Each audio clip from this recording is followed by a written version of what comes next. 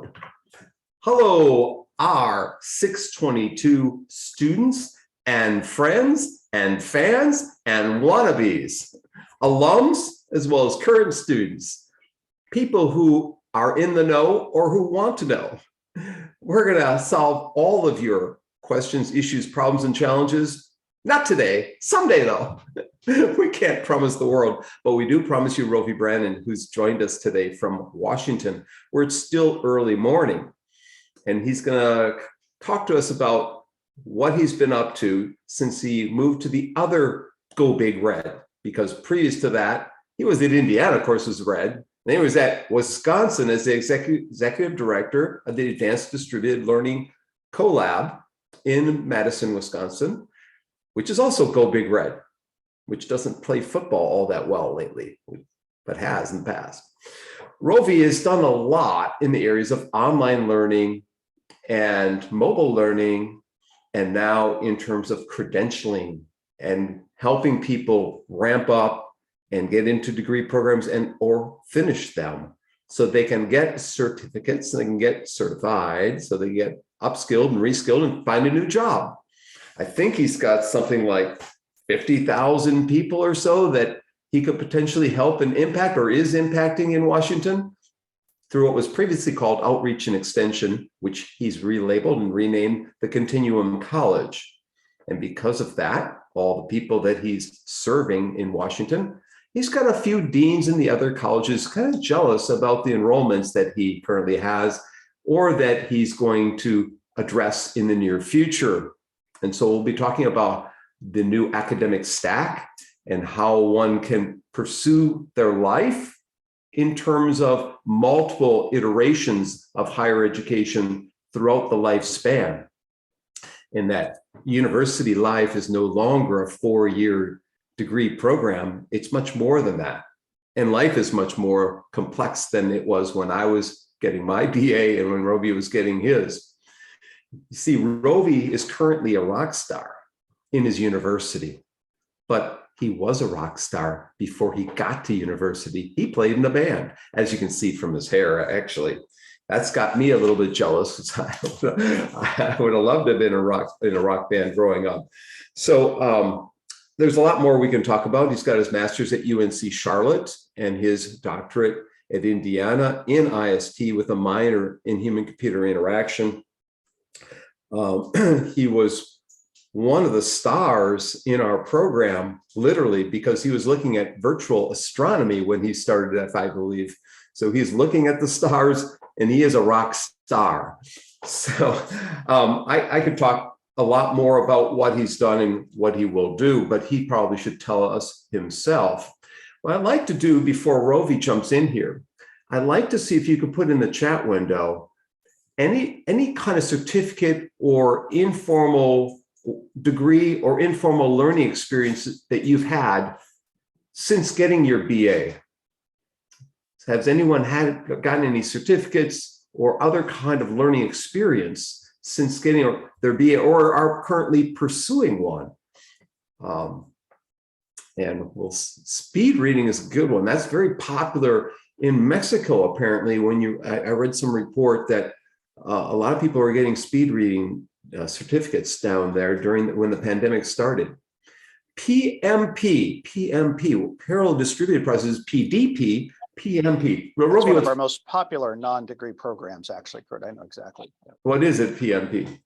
I suspect that's project management. Thank you. Yeah. But I could be wrong about that. Brazilian Jiu-Jitsu. Okay. Of course, the Muddy Run guy's got to list Brazilian Jiu-Jitsu. Online UX and product management courses. Okay. And pro tip, that really does come in handy if you're in higher ed there, Michael. So thank you. Any other things that you're doing informally online to learn now? How about what resources are you using to learn informally online? I'd be curious to have everyone put something. Basic stat, of course, basic stats. In fact, IU, School of Ed, has a new master's in quantitative and qualitative methods. Piano, of course, Michael. YouTube for Piano, of course, you're probably starring that YouTube for Piano. There's probably an episode or two with Michael Thomas playing piano. You know what I'm doing, Rovy, during the pandemic? I've been running every day, and I've been taking 34,000 pictures. And I've taken those 34,000 pictures and created a daily calendar on leadership, learning, and life. And we have philosophical quotes with every one of them. And I'll try to get you one sent out there. They're being printed in Montana maybe today. And so I'll be getting those soon. So I've turned the pandemic into kind of a fun little hobby of running. I'm doing a podcast show. And our podcast show, as I said, Rovy won an award from AECT that we'll get next month in Las Vegas. So I've been podcasting and plotting or running. So I'm going to write a book, Peeing Through the Pandemic, Plotting, Pondering, and Persevering, and podcasting and presenting and all these P words. So Rovy, fill in the gaps of what I've said. Oh, we've got a podcast, Audible, EDX. Thank you, Patrick. Rovy, fill in some gaps. Good morning, good afternoon, good day, wherever you are in the world when you're listening to this. I know many of you will probably watch this recorded. As Kurt said, I'm Rovy Branon. I'm in the wonderful city of Seattle. Now, it's a little washed out in the background, but before we actually get underway, so today for us is actually our very first day of school. We're a quarter system school, so today is the first day back at the University of Washington. And let me see if I can give you a sense here. If we head over here, you can actually maybe see, not sure, let me get, there you go. If you see in the corner there, you might see our football stadium over there. And Kurt, I know you were a little bit worried about the UW up in Madison, but the UW out here in Seattle is doing just fine at 4-0. We crushed Stanford there about 48 hours ago in that very building. And back over this way, if you look way out in the distance there, you may actually see the Space Needle off in the downtown distance. That's what's known as the I-5 Bridge and Lake Union. I'm on the 21st floor of what's called the UW Tower. And it's an old insurance building that the UW bought about 15, 20 years ago. And my unit, Continuum College, operates in about 3 floors of this building, which is our administrative headquarters. But we also have classroom locations around town. So we have a space in South King County. We have a space in downtown Seattle, and we have a space in what's called Bellevue, which is to the east of here, just over on the other side of Lake Washington. These are classroom spaces where we hold face-to-face classes. They've been largely dark for the last couple of years, as you might imagine, but coming back to life as well. We offer a lot of online programming. As Kurt said, we actually served about 60,000 learners with over 135,000 enrollments out of our continuing ed office. There's some overlap there with campus, but to give you a sense of the scope and scale, we're welcoming over here, and it looks very calm and peaceful perhaps from this angle, but down on the ground, of course, it's very chaotic in the first day of school going on. We're welcoming a class of 7,200 undergraduates and 2,500 or so graduates, so almost 10,000 new people pouring onto our campus this morning. We're a very large school overall. UW itself has an $8.4 billion a year annual budget. And just to give you some comparison, in Wisconsin, when I was there, I worked across the Wisconsin system, and 14 campuses had about a $6.4 billion a year budget. So it gives you a sense of the scope and scale of UW. We run a 5-state medical hospital system that is a part of our campus. It's not spun off as a separate entity. So that's part of the scope and scale of what we do. We received the largest amount of federal dollars of any public research institution in the United States last year. So a little bit of bragging here. If you don't understand the scope and scale, it's a little bit different when I came out here.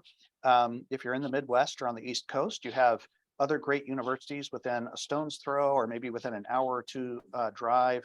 And here, really, you look at you've got Oregon, but that's several hours away. But in terms of the scope and scale, it's Berkeley and Madison are the closest universities with the same kind of scope and scale that we have. So we're serving a very large quadrant of the country, providing doctors and research scientists and the like. We have a massive earthquake center here, as you might imagine, in the West Coast. So that's also a big federally funded part of what we do. I looked out one day at those waters and saw a giant ship pulling in, and I was like, what is that? And it had a giant purple W, and we have ships actually that are paid for by NOAA that are some of the research ships that go out in the ocean. And so we have responsibility for those here. So it's quite an institution, quite an exciting place. And in and amongst all of that, our unit, University of Washington Extension, was founded in 1912. And so we're over 110 years old today. And we were founded because back in 1912, there was an era of populism saying that universities were only for the wealthy and the elite, and we don't serve the regular folks. And so Extension was founded to basically begin to push out the benefits of a research university to those who don't traditionally get degrees.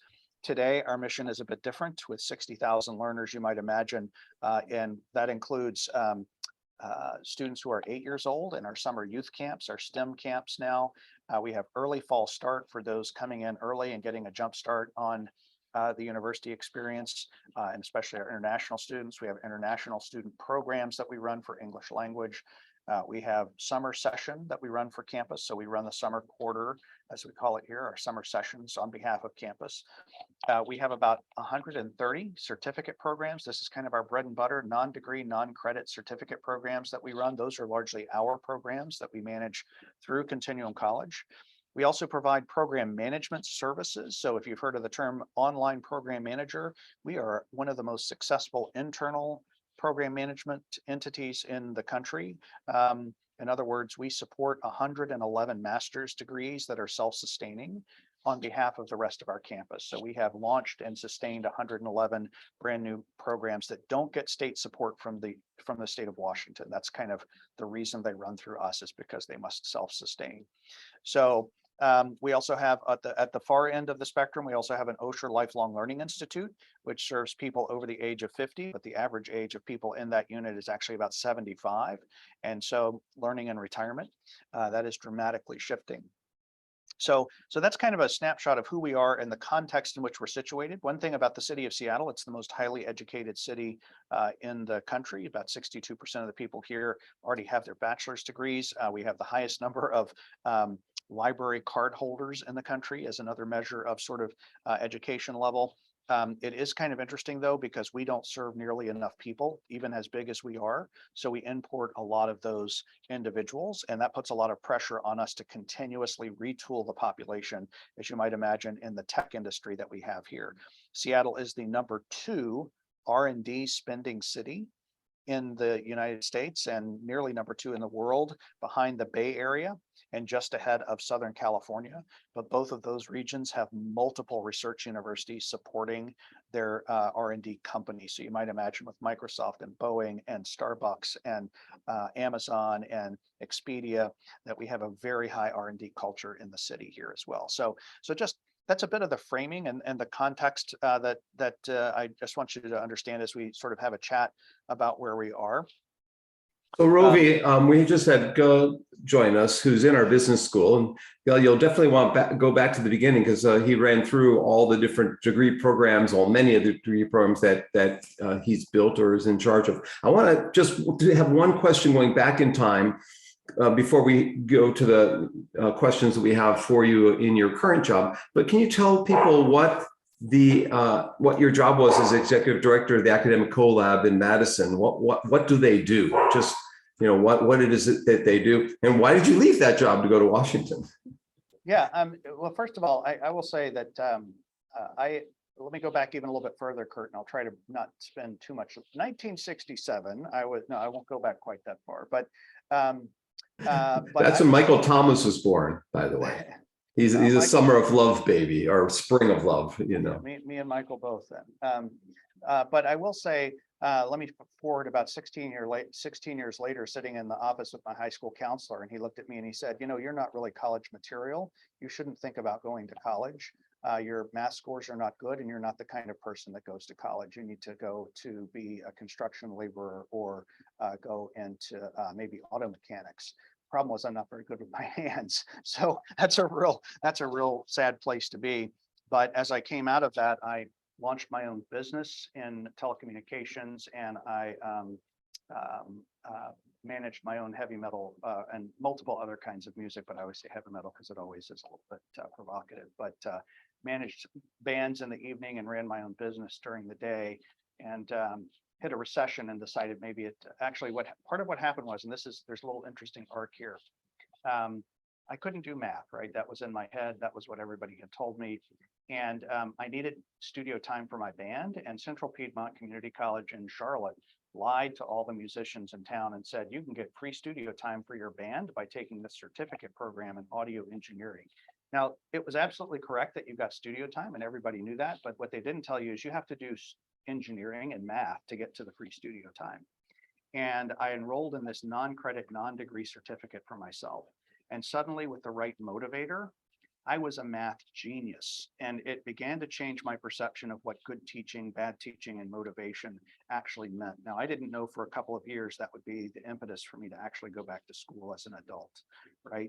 But I knew I could go back to school, and I knew that if I just asked for help, I could learn. And so I put myself through the most rudimentary classes that I needed to at the community college to get myself up to speed. I got most of my transfer credits, then transferred to UNC Charlotte, did my undergraduate in psychology, made straight A's, had a 4.0 GPA with a double major in psych and philosophy and a minor in religious studies, was accepted in a clinical psych program. And Kurt, you know, those are really hard to get into. It was like, applied to 15 schools. I got into one by the skin of my teeth, and then decided after all those years of working on psychology, during that time, I was working at Discovery Place. I was working 60 hours a week while I was doing this, and my son was born. So I know what it's like to be an adult student and live that kind of life. And I fell in love with media production because I was the IMAX projectionist and planetarium programmer for the largest planetarium in the United States. So I was using lasers and video and creating incredible multimedia programs. And I said, you know, the psych stuff is really cool, but there's got to be something else where I can keep doing this other work. So I took a year away from school and read about this program at UNC Charlotte called Instructional Systems Technology, and went there, and a person who was one of the graduates from the program at IU, Marty Bray, became a professor there. And he said, Rovy, you've got to go to IU and finish this as a doctorate. So I finished my master's at UNC Charlotte, went up to IU, met Kurt Bonk, and the rest was history. But in Kurt's class, and it may have been, I'm not sure if it was 622 or a different class that you were teaching, Kurt. It's a different one. This is the first time I'm doing 622. So it's for sure you are not in this one. Yeah, this is Bob Appleman's old class. This is where you brought in Bob Wisher and Judy Brown and some others who were running what was called the Advanced Distributed Learning Initiative, and that was out of DC, a lab environment. Bill Clinton founded this to get the U.S. military using more advanced training and learning, and so the academic collab was founded, was in Madison, Wisconsin.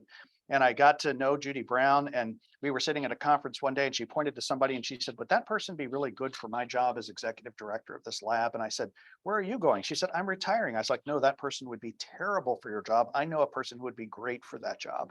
So I left corporate America. I was working at Eli Lilly and Company by this point, had done several startups actually in ed tech, and then went to Eli Lilly so I could get a paycheck on a regular basis for a while. And then made the leap up to Wisconsin to run the lab that Kurt was talking about, where we did some of the most early advanced work in mobile technology. We worked on modular learning content with the US military. We ran a lab that was the Shareable Content Object Reference Learning Model Validation Lab. The perfect SCORM. The SCORM lab that validated, and that was a big deal. And so the dean of lifelong learning said, why don't you bring that lab over to my shop and I'll take you off of soft money. I'll pay you full time if you be my associate dean for instructional design, since you have that background in the corporate America, and run your lab at the same time. That brought me into the world of lifelong learning. And I said, this is where I should be based on my own history. This is where my passion is. This is what I want to do. I want to take those technologies, not for their own sake, but for the sake of educating more adults and more people in the world and breaking down the barriers that I personally felt. But I have a lot of privilege. And even with all the privilege that I have in this world, the barriers of trying to get through the educational system that wasn't built for me is what drives my passion every day. So I made that turn. And when the opportunity came to lead one of the second oldest, Wisconsin has some of the oldest extension programs in the country, but you come out to Washington since 1912, you've got that heritage, you've got that history, you've got that support and understanding what it means for a research university to serve populations outside of the core demographics that it tends to serve. So I tend to keep driving and pushing on our university to serve more people. And that's where our passion is today. And I can talk more about how that's no. Yeah, we'll get to that. So there's a rich history along the way that, in fact, Bob Wisher came to IU. I was a fellow in the Army Research Institute and the Department of Defense then in the ADL lab, and I think he was sitting, actually might have been sitting in a class, as well as coming in on video conferencing from DC maybe. So that, sometimes you never know. People that we bring in, I've had people we've brought in from the UK in a serious gaming lab, and by the end of the session, they offered a summer job to a couple of my students, So you never know who you're bringing in and how the connections evolve, but it is through connections and networks, and timing makes a big difference in where you end up in life. That was before video conferencing though, Kurt. Bob came in person with Judy. They were in the classroom Oh, physically in Bloomington, which was remarkable, but that was a life-changing class. Yeah. That was before. So he was there in about 2000. Well, if you were there, then 2001. Yeah, might have been 2001, right? Yeah. Or actually been before that, maybe like 2000. Yeah. I started as a fellow in '99, so from '99 to 2005. So it had to be in that window there. For all of you watching, sorry for the old person talk here that's going on. I remember back in. Sonny. So bring us up to today, and what is your mission, or what is in your list of responsibilities and duties? Then we'll get more into the specifics.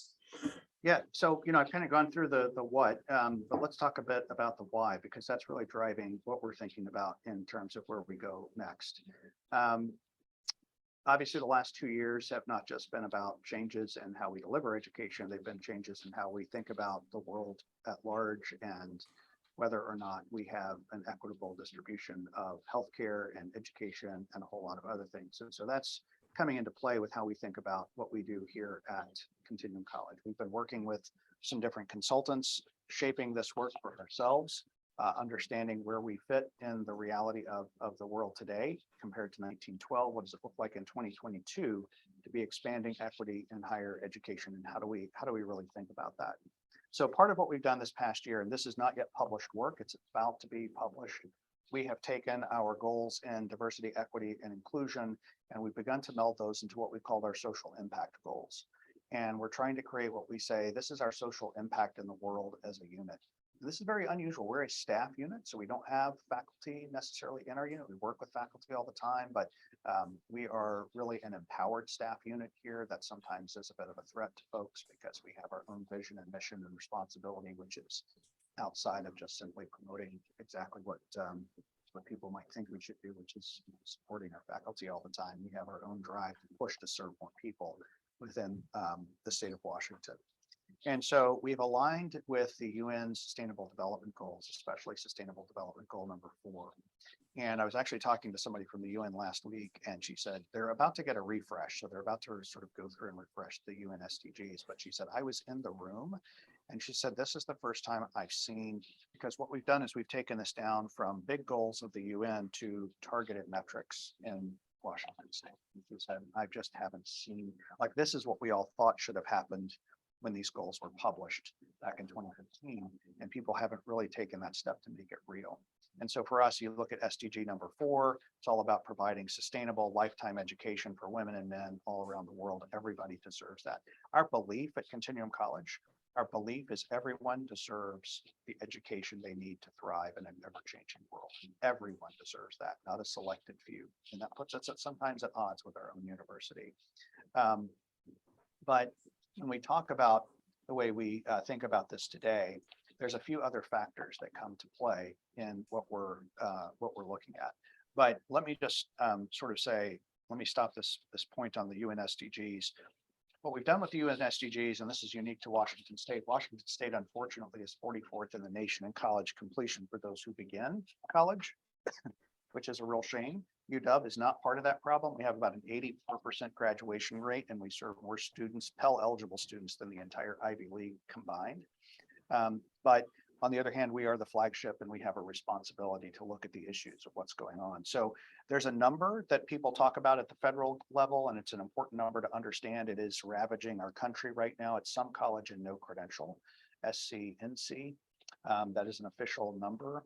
There's in the United States, 39 million adults with some college and no credential. This does not include what we're going to see coming out of the pandemic. In my state, it's 1.124 million adults with some college and no meaningful credential. We are a small state of 6 million people. That is nearly 20% of our adult population for whom college has failed them. They did not fail out of college. We failed 20% of our population in the way college is currently structured. And so when we look at that and we say our role, our goal, our 10-year mission is to cut that number in half. Now we serve 60,000 learners a year. We will have to serve 60,000 learners a year with meaningful credentials in order to cut that number in half. This is a massive goal for our unit. It's going to require us to collaborate with all of the other public institutions. I'm already in contact with Washington State, Western Washington. We don't have a system in this state. And so we are having to pull ourselves together. In Wisconsin, we had a big system I worked in. Here, each university operates independently in the state of Washington. And so what we're saying is if everyone at the UN SDG level, if that's our goal, if that's our mission, is to make sure everyone has the lifetime education that they need to be able to thrive, we're going to start in our own backyard by saying we have a problem with the way college serves most adult learners today. And adult learners, by the way, if you don't realize this, are 74% of the college going population today. Right, our non-traditional students are 74%. So it's not really non-traditional. 26% of students go to a traditional four-year experience, and 13% of the college-going public lives on a residential campus. Right. So if you are on a residential campus, that might sound a little bit shocking, but the rest of the world doesn't experience college like that. But most of our rules, policies, and approaches still act as if that's the way that most people experience college today. So I'll talk here in a minute, Kurt. I can go into the 60-year curriculum and some of that in just a minute. But if you talk about our mission and vision, everyone deserves education to thrive in an ever-changing world. That is aligned to the UN SDG number 4, and we are setting a 10-year target for ourselves of reducing in Washington State that number of students that do not get a credential who start college and do not end up with a meaningful credential. So that's really where we're going. That's our passion, our cause, and we will do that collaboratively across our institution. We don't operate in isolation. We collaborate with the 17 schools and colleges on the Seattle campus, and we also collaborate with our 2 other campuses in Tacoma and Bothell to make that happen. So that's where we are. Yeah, and I've got a whole bunch of questions, but a couple quick side things. Do you have a chart or two you want to put up for us and show? Do you have any data charts that you want to get and that might concretize some of this for us? And secondly, what you're saying sounds a lot like what I hear from people who are in open universities talk about. And they just had a big conference in Edmonton for the PCF 10, it was the Pan Pacific Conference on Open Universities, whatever. What in your role, do you intermix with people from open universities and share ideas and share, new initiatives, or are those separate from the people who are in outreach and extension and continuum college and lifelong learning kinds of venues? I like spanning boundaries. So personally, I like talking to everyone who's involved. I will say that I think as a field, we are pretty siloed between research universities, community colleges, open universities, and others that might not be working in these same spaces. Right. And so part of this for me, it is really a passion around saying, what do research universities need to do in this space as our flagships, right? We have a specific role in society that I think is unique amongst all of these other entities that serve people. So, and I don't mean this to be a pejorative, but you have generative institutions and you have derivative institutions, and derivative here is not pejorative, right? And when I was at Extension in Wisconsin, we were clearly a derivative institution.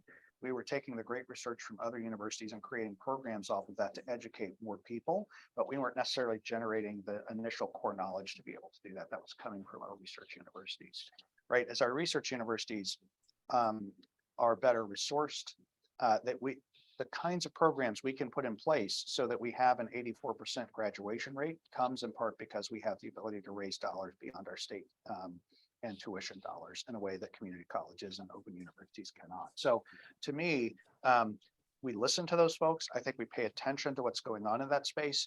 But for me, it's this: how do we begin to scale what is so special about research universities? And I always laugh because we go into a comfort zone of what we think of as scale in our own lifetimes, right? But I just gave a talk to my board of deans and I said, 30 years ago, we were serving 35,000 students as a university, and today we're going to have 50,000 on our campus.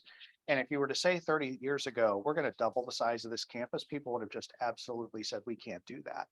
Right. But now we're facing, how do we double the size of this campus when we are literally running out of physical space? And we have a very conservative view of what online looks like here at UW today, even coming out of the pandemic. And so it's a really interesting juxtaposition now coming out, facing this question, not from a technological perspective, but from a service equity. And how do we think about a research university that needs to expand and grow in a way that might have been the domain of open universities or the domain of community colleges in the past? It's lines are blurry for sure.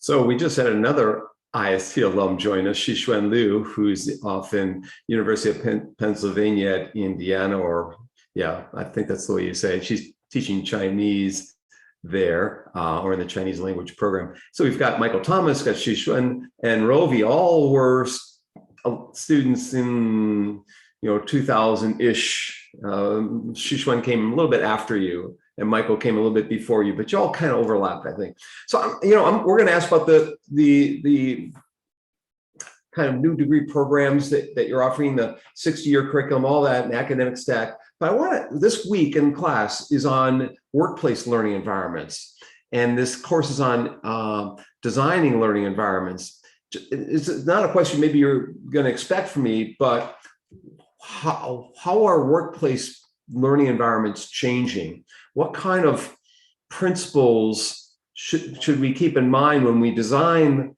learning environments for the adults out there in different workplace settings? What do you see as being highly effective and impactful? And what kinds of things were tried in the past and didn't work all that well? Well, I used to be in corporate training, so I did a stint at, as I said earlier, at Eli Lilly and Company, where I do understand that realm and that world. I also worked for a time helping to start a company there in Bloomington called Option 6. Some of you might know that. I was actually one of the folks who was there when it was founded, the day it was founded, because I was a UNexter that helped to found Option 6, which did a lot of early web-based corporate training and learning.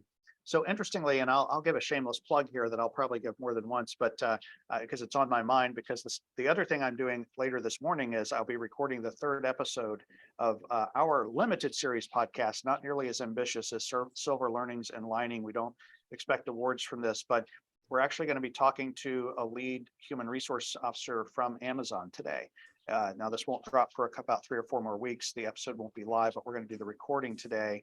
And we're talking to someone who is an expert from our team in what it means to interface between your corporate learning and university learning in a different way. So we're actually just about to do a podcast today on this very topic. And it's Learn, Earn, Relearn is the name of the podcast. Our first one dropped about 3 weeks ago, and it's with Andrew Scott, the author of The 100-Year Life, Living and Working in an Age of Longevity. Right. If you don't know a thing about longevity, please, that is a phenomenal episode. Our second episode drops tomorrow. We have Elizabeth Scallon, who's from HP and runs a venture capital firm here in Seattle called Finest Ventures. And we have Kent Anderson, who's the head of automation AI for Microsoft, who's joining us. So that one drops tomorrow, but we're getting ready to record the next one, which is going to have folks from the corporate sphere.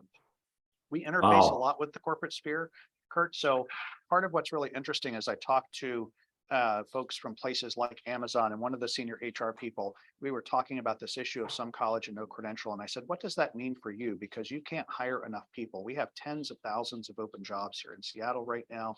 The employment rate is through the floor. So you can't find enough people. I think we're getting just over 2% right now or something, and it's dropping.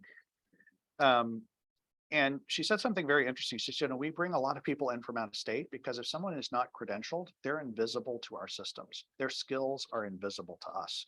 And there's a sad gallows humor joke for those of us who work in adult education that's something like, if someone has 120 credits out of 118 credits of a 120 degree, what do they have? They have nothing, right?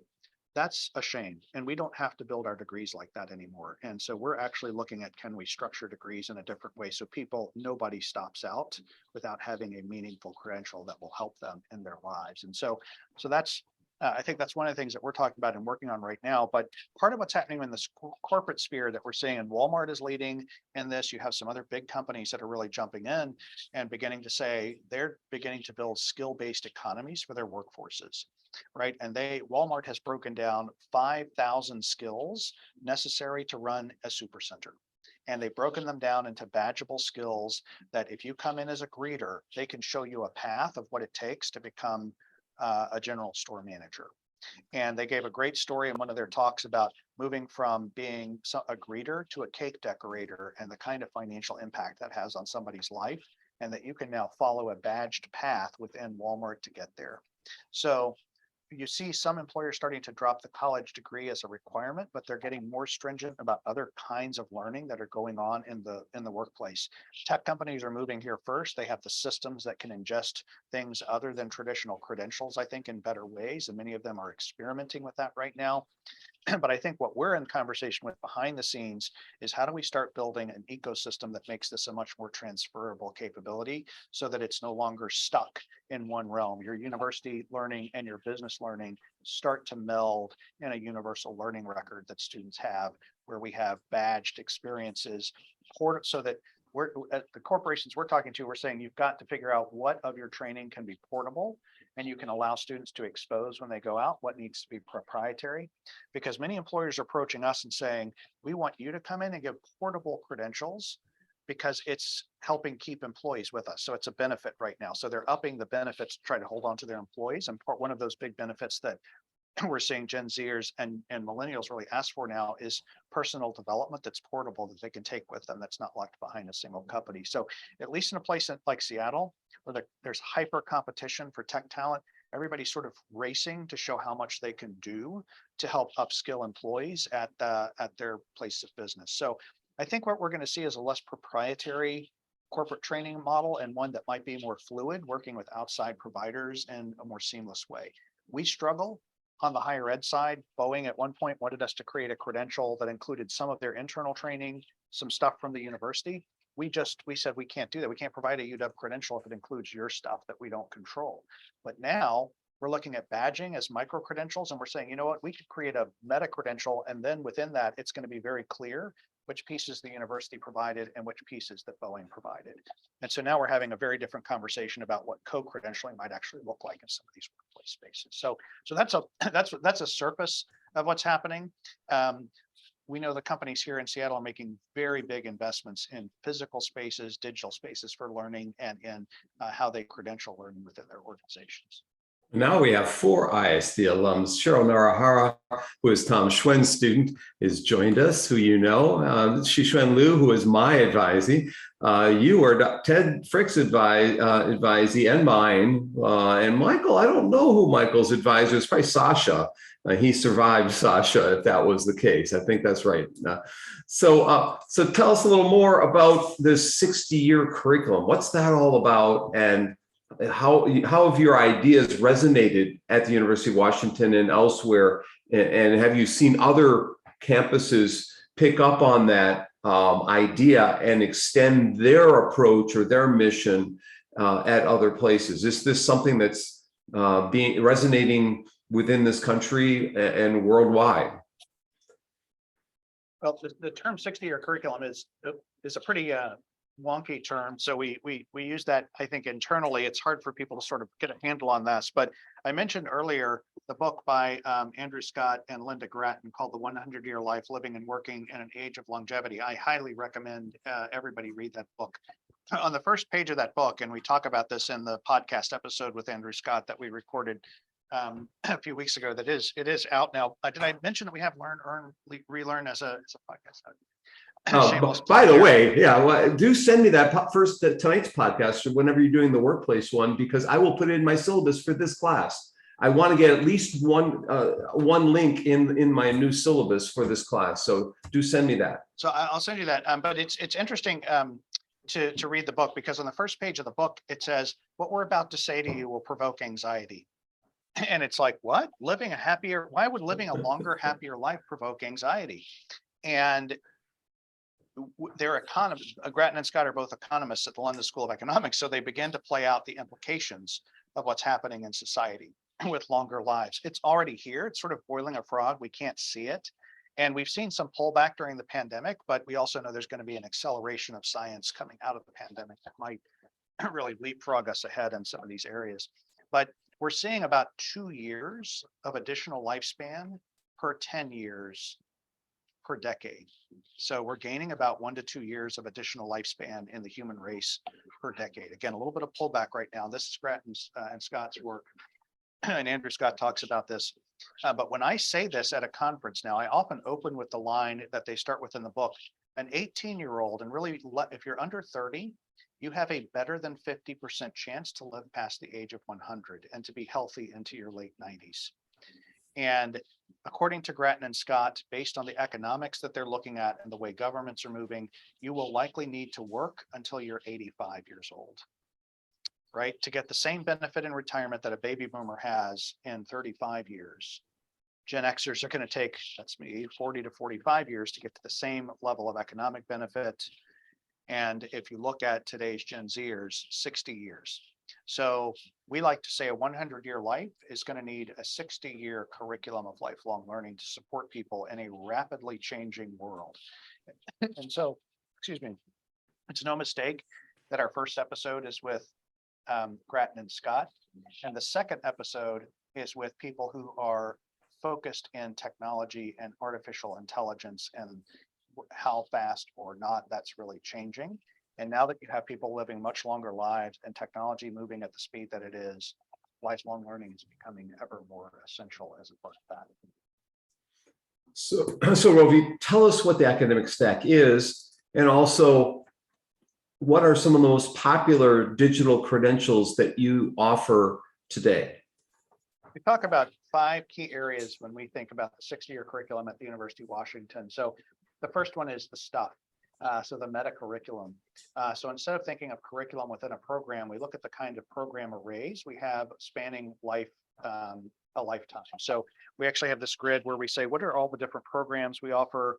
We have about 30 different program lines here. I mentioned a few of them earlier, but it certainly wasn't all of them. And what ages were they designed to serve? And it was a really interesting exercise because that began to reveal where we had some big gaps at the university where we weren't serving people very effectively. And especially if you play this out to a much longer lifespan that we see happening. So the first part of this is, what's our meta curriculum? What do we mean by a 60-year curriculum? How do you stitch programs together so that you can see this progression and capability over a lifetime? The second is digital credentialing. So I've talked about that a little bit as it relates to employers, why that is so critical. When credentials become digital, that will be a bigger change for the field of higher education than online learning ever thought about becoming. It is absolutely going to change higher ed. It's already starting, and I really see that happening where you have to start spelling out the specific skills and the guarantees of skills acquired. And there's huge pressure to start moving in this direction. It's going to be a dramatic change to how we think about credentialing learning. So number 1, the meta curriculum. Number 2, digital credentials. Number 3, Kurt, you just mentioned, we call it the new academic stack of technologies. So rather than thinking of a student information system and a learning management system and a system that does your parking over here, and by the way, when you graduate and decide to re-enroll, you start all over again, and it's like Groundhog Day, as if we never knew you. We begin building a system of relationships. And so we're building a core system based on a product called Salesforce. It could be any sort of customer relations management system. We're moving away from these siloed systems that say the student data is over here and this is over here, but we're starting with pulling the relationship the student with through from the very first touch all the way through their lifetimes. Not as an alum, we're working with our alumni office as well on this, but really to say we want to reconnect you with learning throughout the course of your lifetime. So that's the basis when we talk about a new academic stack that includes credentialing systems, it includes relationship management systems, it includes what I would call addressing the chronic underinvestment in the social infrastructure of digital technologies. I look over here at that campus I just showed you that represents billions and billions of dollars of investment in colonial era educational technologies. We're reaching the limitations of our colonial educational technologies, which we currently call our campus, right? And these are technologies that require us to be exclusionary.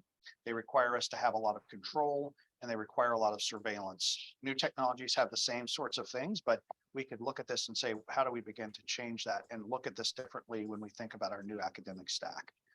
The fourth area that we talk about are services. Services to students are already differentiating and changing. It used to be a faculty member would be your advisor, it would be everything. Now we have professional cores of advisors, especially at larger institutions like UW. We have professional advisors, and the advisor jobs are beginning to break into subcategories of jobs. So I now have what's called an enrollment coaching team.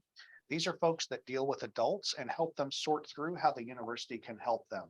They are not recruiters. They are here to say, I have 21 programs with the word data in the title. How in the world do you make sense of that? Well, a coach can help you sort through when you might need that, where you might need that, how you might need that. We're speculating that range of services is going to grow and expand. So we're going to see new kinds of jobs in the academy to serve students that will be different than jobs we've seen before. So we see retention coaching, we see career coaching. Those are already known, but unevenly distributed. I speculate one day we're going to want learning records counselors much in the same way we need genetics counselors. Help me make sense of the learning data that you know about me so I can better use that to improve my own learning. And right now, most faculty and most counselors won't be really qualified to do that, just as most doctors are not qualified to hold a conversation with patients about their genetic data. So I think you could speculate, but services is that fourth area. And the final area is funding and policy that underlies all of this. We already have $1.7 trillion in the United States in student loan debt. And now we're starting to tell people they need to re-educate and retool across a lifetime. If that's only corporations and only those who can afford it, we will really create an inequitable environment going forward. And so beginning to address that today, we see some interesting experiments starting to go on, some states starting to give lifelong learning accounts to all their citizens and saying, hey, here's a few dollars you can spend. Canada's trying some of these things, for example. The UK's moving, Singapore's doing some of these things. We've got a long way to go there in the funding and policy arena, but if you think about the meta curriculum, what do programs look like over a lifetime? Digital credentialing, how do we move more seamlessly between different kinds of learning environments? A new stack of technologies that really does say we look at you as a learner and the relationship, how our services are shifting, and finally, how we shift funding and policy to be more reflective of those who are in college today versus the sort of picture in our mind of who we think might be in college. So it's not a small agenda that we've taken on, but I will say our unit's working in places, in all 5 of those places at different levels. So we're not heavily in the funding and policy right now, but we are working very heavily in the new academic stack and the digital credentialing. Well, that is a big shift from your job in instructional design. Instead of just creating courses for UNext, 24 years ago, now you're thinking about the entire population getting reskilled and upskilled and continuum. Yes, that's what's continuum college. And I hadn't thought about we might get a set amount from the government to spend on our own personal reskilling and lifelong learning. That's cool. Now that really extends us. That creates some new opportunities for everybody. And again, I think people in outreach and extension 20 years ago were the lowest in terms of respect on a college campus, and it could be in the next 20 years it'll be the highest in terms of respect on a college campus, other than the medical schools and the business schools where guys. Michael's got his camera on, so Michael, thanks so much, Kurt. Yeah, you want to make a comment? You want a question for Rovy? Well, I mean, I'm nice to see you, Rovy. Thanks so much.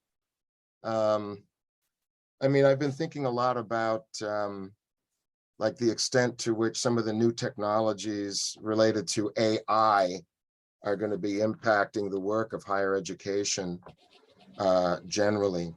I'm thinking about automation. I'm thinking about decision-making kinds of programs that are able to create algorithms about all sorts of things. I know you've thought a lot about this over the years, but I'm wondering what you're thinking about the current state of AI in higher education. Sorry if it's a kind of nebulous question. Rovy, you're frozen. I wonder if Rovy froze on You got unfrozen, Michael. Well, See, so then it Rovy is had kind to of cold up there, he might have to. the frozen Northwest. Yeah. So while Rovy's probably going to be reconnecting in here, this is the topic of week 14 and 15 in the class. We'll be getting to this in terms of AI's impact in the design of learning environments. And we'll have a guy who writes for Inside Higher Ed by the name of Ray Schroeder coming in, and Rovy knows Ray extremely well. You know Ray Schroeder, Rovy, because you work with him at UPSIA, right? So he'll talk about the AI issue and metaverse and all that. But did you hear Michael's question, or should he repeat it? I did get your question. Sorry, I gave an absolutely brilliant answer, but you all didn't hear it. So I'll give a less brilliant answer now because I'm not going to remember it. But I think we're so far behind. So I jokingly, when I give talks, I'll say, how many of you think we're maximizing the web in higher ed today? And of course, like very few hands even go up. How many of you are maximizing mobile technologies? Of course, almost no hands go up. And now how many of you are maximizing artificial intelligence, and really no hands go up across the board, right? There's a lot of reasons to be wary. So we have some really good critics of AI here on our own campus. I follow a number of people who are very critical of the AI field as well. And in fact, in the episode that hasn't dropped yet, but the one I've been talking about where we bring in Kent Anderson from Microsoft, we talk about the risks and the possibilities of AI. And so I think for us in higher ed, we have to balance that. And part of our view here at Washington is we're starting to say, we have an obligation to start to teach students what it means to use technology in a way that is good for society, rather than necessarily teaching people the way to use it in the way it's been fed to us over the last 20 or 30 years. And that includes how we work with artificial intelligence. So Ken says a couple of things, and we talk about how do we prevent this, from being a disaster. He said the only way we stop technology from doing bad things is to do good things with technology. And so we built a course with him on how people take control and how to teach AI. So he says teaching AI is so critical if we want AI to be humanized, right? So teaching people to teach AI, and he said he's taking a course he built with us, a MOOC, a massive open online course in automation AI. He's using it with 8-year-olds in inner city New York. And he said, you would not believe the AI that they are coming up with at 8 years old when you give them the tools, that they don't have to learn the coding behind this, but they can control the AI like DALL-E or some of these other tools. And he said, I've got a young lady named Joy. You can hear this in the podcast. He tells the story, but he says at 9 years old, she's developed an AI that shows the world how to sustainably fish, that shows the world how you can fish certain areas without overfishing. And she created this data set that now moves in real time with where the fishing is happening. And he said, this is our 9-year-olds when you give them access to the tools. He said, not helping them understand good and just letting them run with the tools would really be bad in the field of education. And I think that's not just higher ed, I think that's K-12 too. So I think automation, there's a whole rash of other things you might be indicating, like what does automation look like? What does teaching and learning begin to look like if something that's automated? Do we need vice provosts anymore once decision-making can be automated? I certainly hope not. I'll be the first one to step back away and let a DAO, a decentralized autonomous organization, make some of those decisions. But great question. I think we're woefully behind, but it may not be so bad if we can critically step back and think about it a little bit. So who wants to ask one of the questions off the Jamboard that Christian set up for us? Is there someone who would like to jump in and ask one of the 6 questions on the Jamboard?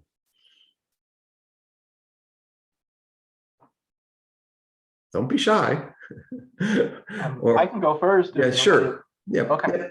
I have the question. Actually, I met with Rovy in person in one of the business school roundtable conference, probably in 2016, 17, 18, one of the ones, and it was the 6-year curriculum. So it's great to see you again.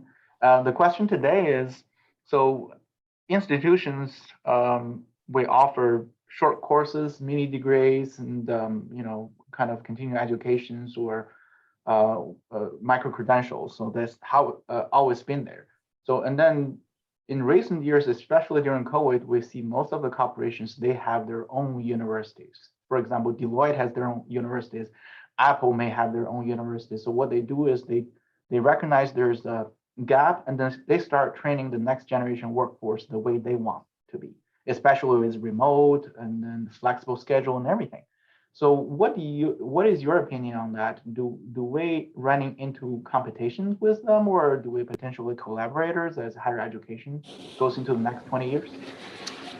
I hope we work in collaboration over the next 20 years. You know, I've been in corporate and learning long enough to see the cycle of corporate universities come into vogue and then go back out of vogue. And I think as they build a university and begin to realize how expensive it actually is to equitably serve people, they begin to say, wait a minute, maybe we should look to other entities in society that know how to do this a little bit better than we do. And the early evolution of those internal universities at Eli Lilly, for example, was all about internal corporate training for existing people who already passed through the gates of knowledge that were necessary to take the first job that they were going to get at Eli Lilly. And it was about helping people for their next job. I think what we are seeing is because of the dearth of talent that people are finding, and again, some of that's just unsignaled talent, unrecognized talent, that companies are beginning to move into credentialing of their own just to build their own workforces out of a necessity to be able to create that workforce. I don't think many of them want to do that. I think it's right now it's out of necessity of a shortage of workers to be able to hit some of these common large scale areas like programming. There are 7,000 to 10,000 open programming jobs in Seattle. We graduate about 700. We built another building to double the number of computer science graduates from 350 to about 700 here at UW. And we see 10,000 a year needed. So companies are just, I think, moving to survive and do what they need to do to fill their talent gaps right now. So I think that's driving the immediate view of that. Over time, though, they want portability for their learners, and I think the learners want portability, and most of the corporate universities aren't designed to do that. So we are hearing some of these entities, as I said earlier, want to collaborate with us in different ways. And the question is, are we as universities going to be willing to open our doors to collaborate? And how do we do that and maintain objectiveness to what we provide, and also work well with what employers need? Those are going to be some of the tensions I think we'll all be facing. Okay, anything else on the Jamboard that, Michael, you've unmuted again. Did you want to say something?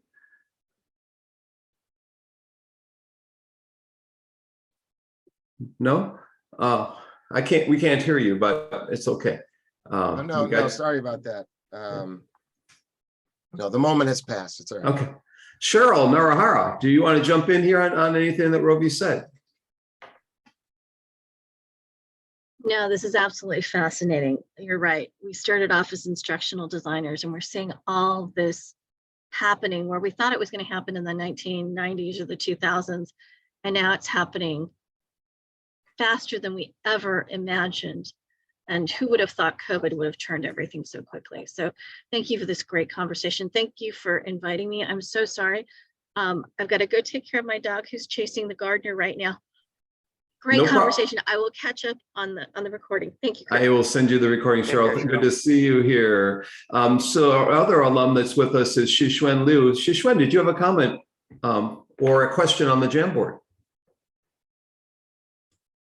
Hello, everyone. It's great to see everyone. So thanks again for getting us together. So yeah, I don't have questions. You know, it's always great to open mind and to see, especially our great alumni, you know, what they're doing to learn from each other.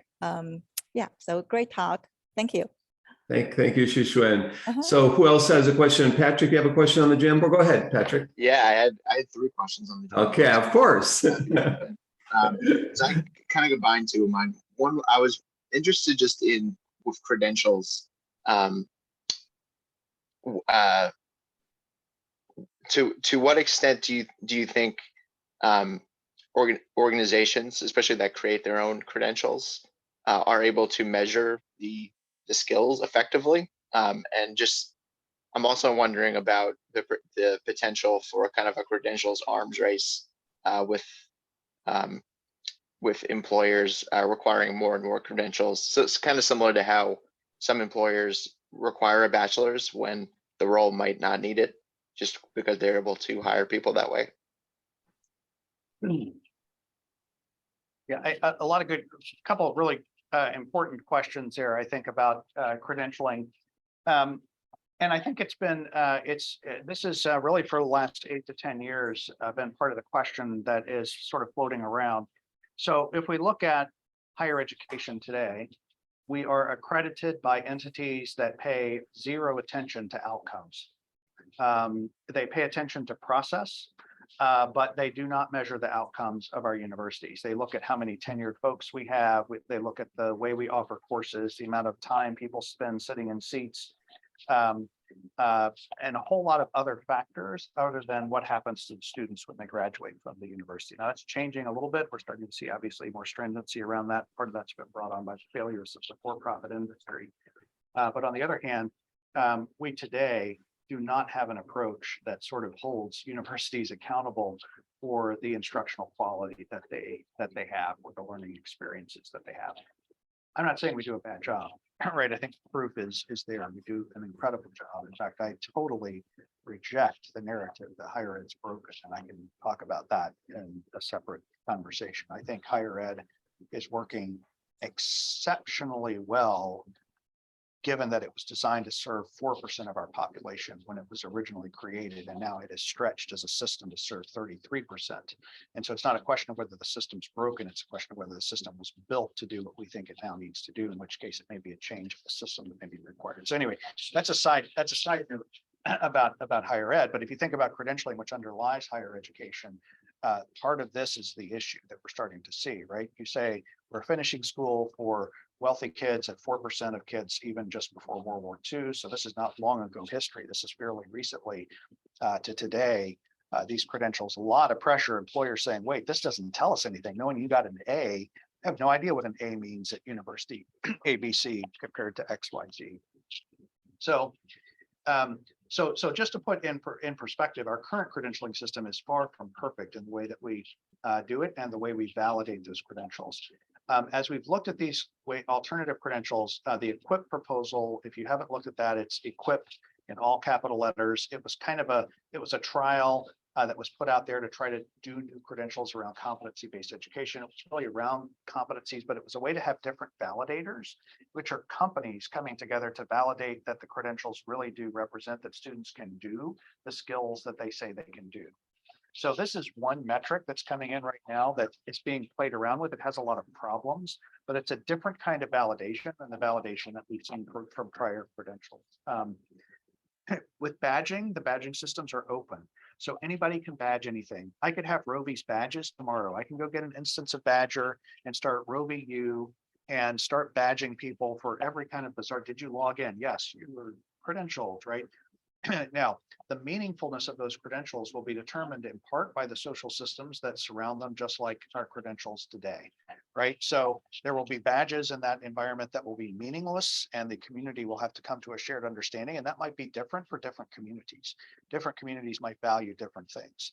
And so part of what will happen with credentials when they all become digital, and I like to say this, and this always makes people a little upset in audiences of people who do a lot of digital credentialing. I said, if you're spending a ton of time figuring out what the badge will look like, you don't understand what's happening with digital credentials, right? Like if the biggest thing is what artwork goes on the badge that's going to end up on LinkedIn, 99.99% of these will never be seen by a human if we do this right. This is about exposing digital data for machines to read this data effectively. And I call it not the skills economy, but the fit economy. How do we begin to find the right fit for people? And not in a draconian way. This is not about employers, excuse me, finding who fits them. It's about me saying what employers will work for me. I believe in flipping this on its head and empowering learners through this data. If this is all about employers and institutions getting data about students, we have really failed. Right? This is about helping students see their own skills and credentials in ways that matter to them, bring those to employers, be able to validate those effectively. And so this is a long play, right? As this begins to unfold, but these experiments are happening. So Arizona State, Western governors are partnering with Walmart to begin to build a credentialing ecosystem that has this cross-validation of skills that's very different than what we think about today. In terms of the arms race, that really worries me quite a bit. However, it's what we have today. And 30% of our population gets the whole enchilada, and the other 70% gets effectively very little or nothing. And that is part of the schism we are seeing throughout our society. It is part of what is breaking in the US.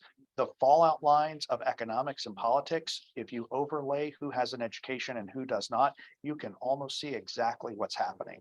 When we look at things like, I get a little passionate here, because when we look at things like those of us who are highly educated and are so privileged, and we interact with educated people all day, every day, we forget, right, that 5 to 7% of this world has a bachelor's degree. In the US, that's 32%, right? And why in the world do we think it's difficult for people to grasp basic science around global warming? Right? And yet when we look at it through that lens, we can say, oh, wow, 95 or 92% of our world has not had that level of education that all of us on this call have had. Of course, we're hyper educated on this call, right? So it's a little bit different. But I think that when we look at that picture and say, this is kind of what we've got today, yes, we could do bad things with this. It could become the most draconian, most oppressive system of education we've ever known.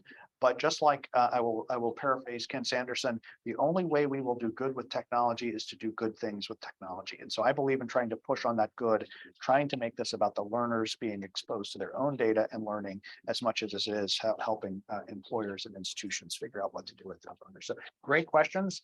You can say I don't mind going deep on these, but thank you, Patrick. I hope that kind of got to some of what you might have been asking about. So we've promised Rovy an hour, so we've gone over an hour here. I apologize to Rovy, but we do have 2 more questions if you could stay for that.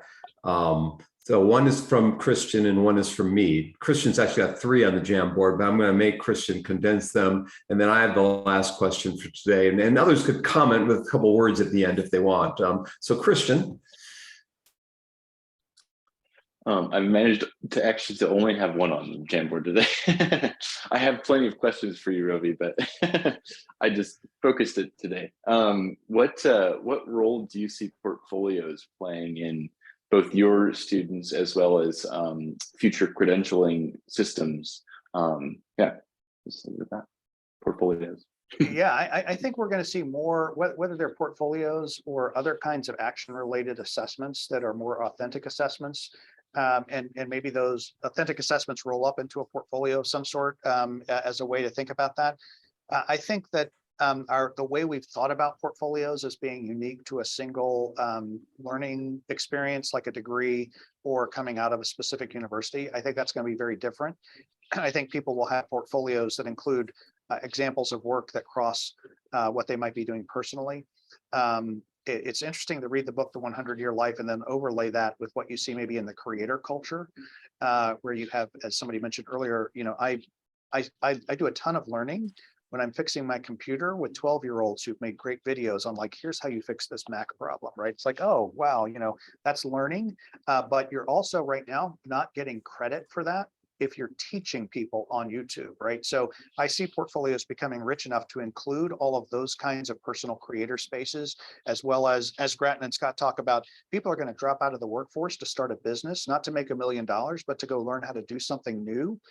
And how are we going to credential that and include that learning in a portfolio of learning for people going forward? So I think the answer is yes, but portfolios are going to look much wider and much more interesting than I think they have in the past. Does that get it? Yeah, no, that's great. So and it's interesting because there's lots of people I interact with at the coffee shop, because I go there all the time. And so many of them are creators, and they're like, wow, I'm just really struggling to, you know, get myself out there. I'm like, do you have a portfolio? Like, show people what you do. I mean, one of the best ways to then kind of have a machine, as you say, look at that information. Maybe it can't look at the art. Maybe it can't have the distinguishing knowledge of this is pretty, this is not pretty. Maybe eventually AI will be able to have that, but it can then have tags about that art. It can have just, you know, metadata about that art and about that work to help showcase the portfolio in that machine world. So Rovy mentioned authentic, and last week we did have Tom Reeves come in to talk about authentic learning.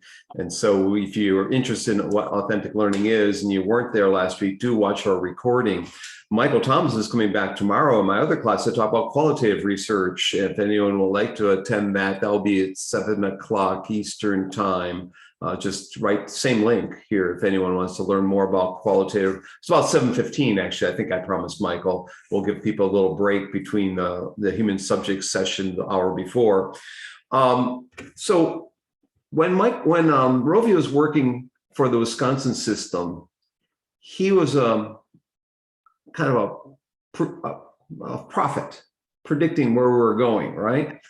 And he thought a lot about alternative degree programs and actually created them. And Scott Walker was the governor at the time, was looking for ways to improve get his approval rating raised. So he took what Rovy had created, this alternative credentialing program, and put his name on it and proposed this new way of credentialing. The story of something like that. Anyhow, Rovy wrote this white paper about alternative credentialing, getting people credit for what they already had done, and wrapping in. And then it's the governor's office, right? Isn't it? Rovy found this report that Rovy and others and stamped their names on it, and it got approved. Then is that the shortened story? Well, it didn't quite unfold exactly that way, but yeah, we wrote a white paper, got that to the dean. The chancellor took that. The chancellor did the magic and working a little bit with the governor's office. But I will say this, Barack Obama also mentioned us and our work in his speech during that time and said, we're really looking at what the folks in Wisconsin are doing in competency-based learning as an example of where we might want to go in higher ed. So it had truly bipartisan support, and we still see that today.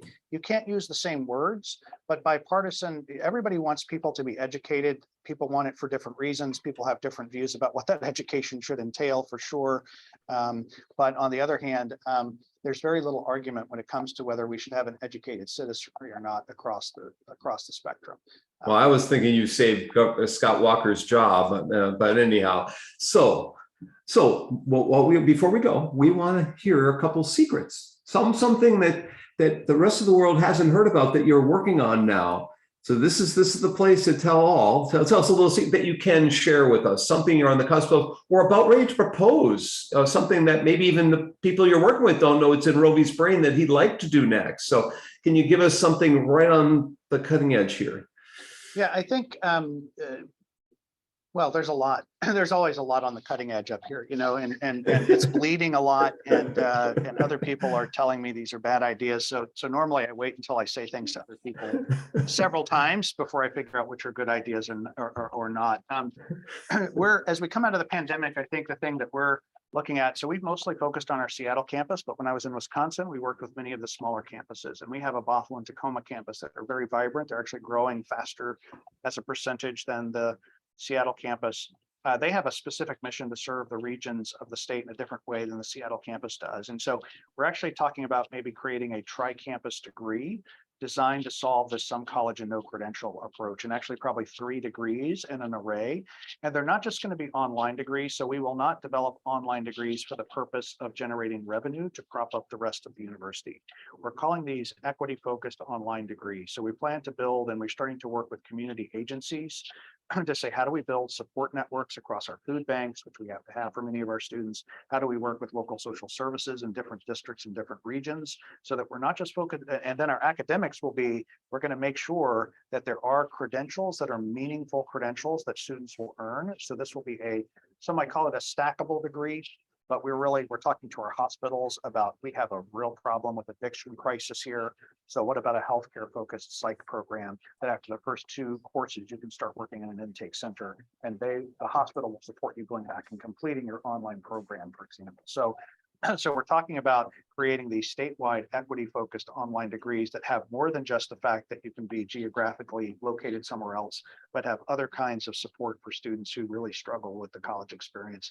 We know the reasons students stop out of college are very rarely about the academics and often about their financial and personal circumstances. So we don't want the academics to be part of that, though, and we know we can restructure these degrees to be more friendly to those who need to stop out, go to work for their families for a time, come back into the workforce. And we want to be able to make sure that it's a highly connected experience as they're doing that. So as they go into the hospital, hey, guess what? You get that first job, great. We're still going to be there, and we're not going to leave you alone. We want you to come back and get that next step going and keep moving. So that's kind of what we're thinking about right now, is how do we take online and really focus on building, and many other universities have done some great work in this space. So we're learning from what Colorado Boulder is doing, for example, with moving to performance-based admissions rather than the archaic way that we do admissions today that we know leads to unequal and inequitable outcomes in the way students are selected to go to college, but really saying, here are some non-credit programs. If you can show you can come here, we want you here. Maybe there'll be people that take our audio engineering program and go, I can do math. I can come back here. I can do this work, and I've got the supports to do it. So that's part of what we're cooking up today. We have parts and pieces of that already in motion, but really it's a tri-campus conversation. So I've had literally 2 or 3 conversations across our 3 campuses about this. There is an energy to this. There's an excitement about it, but there's also some trepidations right now. So that's really, really early, but it follows from that SDG to our targets locally here of how we solve the problem of the crisis of education that we are creating in part, and then right to how we do our work today, which is how do we start to credential people in different ways and get them to the outcomes that are going to be more equitable across society. Well, thank you for hanging around longer than we promised you that we would keep you. I hope you didn't get in trouble at work with your boss. I do want to say, it's always a privilege to have you with us. We're always learning new things, and what you shared with us today is where higher ed is at. I mean, it's basically if people aren't interested in this topic, they should get out of higher ed. I mean, this is where things are cooking right now. We will talk to Shamim Farouk, who's from Malaysia and Maybank tonight. She's another alum. We'll talk to her at 7 o'clock Eastern time about women empowerment in Malaysia and beyond. And next week we will have at 7 o'clock, we'll have Meena Ju and Merve Bazdigan, alums of the program, my former advisor. He's talking about space, at the active learning spaces at IU and beyond. And we have other things scheduled and coming up. So thank you all for coming and listening. And anyone have a final comment before Rovy goes? Anyone like to say goodbye? Let me say, for all of my colleagues I haven't seen in a long time, great to see some of you. Great to hear from many of you if I didn't see your faces today, but wonderful to have you on here. Thank you all for coming on to ask a few questions, and I hope it makes for a great conversation for those who will watch this later on. But thank you so much. Thank you, Rovy. Great to see you. Great to see you, Michael. Great to see everybody. Thank you, Cheryl. Great to see Cheryl's you. Yeah, bye back. for now. Yeah. Cheryl says, thank you very much, Rovy. And I'm going to stop this recording. This will go to the cloud.